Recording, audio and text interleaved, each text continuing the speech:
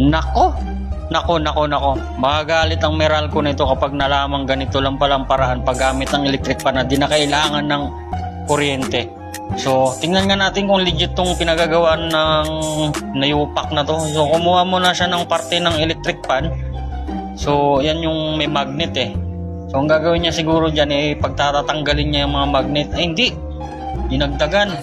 So, dinagdagan niya yung laman ng magnet.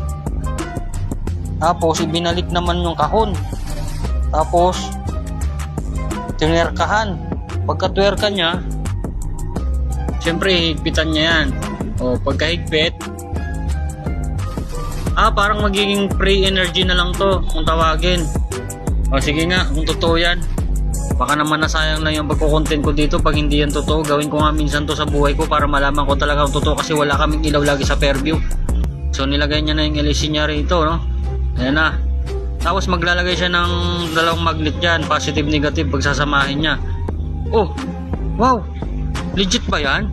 Naku, makahanap nga ng electric pang sira bukas para malaman kung totoo talaga itong pinagsabi at ginagawa ng technician na to. Talagang tatanungin ko lahat ng mga technician dito kung nangyayari ba talaga itong ginagamit na free energy. Kinuha lang niya yung parang dynamo ng electric fan. Grabe, napakaangas, napakatindi talaga ng pagkagawa niya rito. Ang lakas, pero yung lakas yung mga signal number 1. Pero makakatulong pa rin yan, di ba?